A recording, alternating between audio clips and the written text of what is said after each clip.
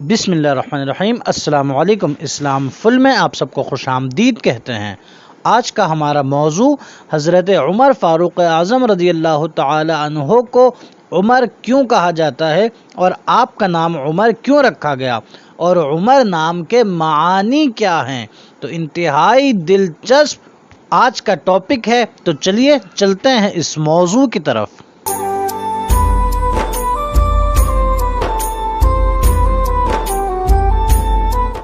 حضرت عمر فاروق اعظم رضی اللہ تعالی عنہ رسول اللہ صلی اللہ علیہ وسلم کے وہ عظیم صحابی جو اپنے اندر کئی خصوصیات رکھتے ہیں، جیسا کہ آپ رضی اللہ تعالی عنہ امیر المؤمنین ہیں، آپ رضی اللہ تعالی عنہ حضور کے خلیفہ ثانی ہیں، آپ رضی اللہ تعالی عنہ خلفائے راشدین میں شامل ہیں، آپ رضی اللہ تعالی عنہ عشرہ مبشرہ میں شامل ہیں، آپ رضی اللہ تعالی عنہ بدری صحابہ میں شامل ہیں، اور اسی طرح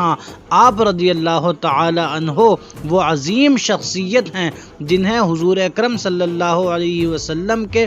سسر ہونے کا بھی اعزاز حاصل ہوا۔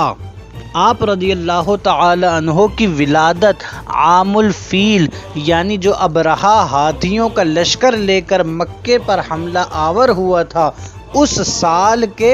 13 سال کے بعد ہوا،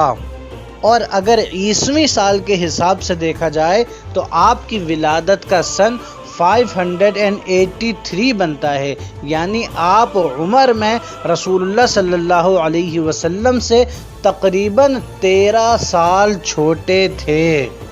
آپ کی ولادت کے بعد آپ کے والدین نے آپ کا نام عمر رکھا۔ اب عمر نام کے معانی اتنے شاندار ہیں کہ جو حضرت عمر فاروق اعظم رضی اللہ تعالی عنہ کی سیرت سے پھر ظاہر بھی ہوا کہ واقعی آپ عمر ہیں۔ میرات المناجی اور ریاض الندرہ ان دونوں کتابوں میں یہ بات درج ہے کہ حضرت عمر فاروق اعظم کا نام عمر رکھا گیا، جس کے معانی ہیں آباد کرنے والا یا آباد رکھنے والا، چونکہ اللہ تعالی نے آپ کو وہ مرتبہ عطا فرمایا کہ آپ کے ذریعے سے اللہ نے اسلام کو آباد کیا، اس وجہ سے آپ اپنے نام سے بالکل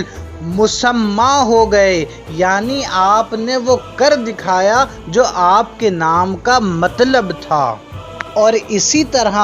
عمر کہا جاتا ہے انسانی زندگی کے زمانے کو، چونکہ آپ سے پہلے اسلام کی حالت کافی کمزور تھی، اور آپ کے اسلام میں شامل ہونے سے اسلام میں ایک نئی زندگی آ گئی، اور آپ ہی کے اسلام لانے کے بعد پہلی دفعہ باقاعدہ اعلانیہ نماز پڑھی گئی، یعنی اسلام میں اس قدر زندگی آ گئی، اس لیے آپ یہاں بھی اپنے نام کے مسمہ ہو گئے۔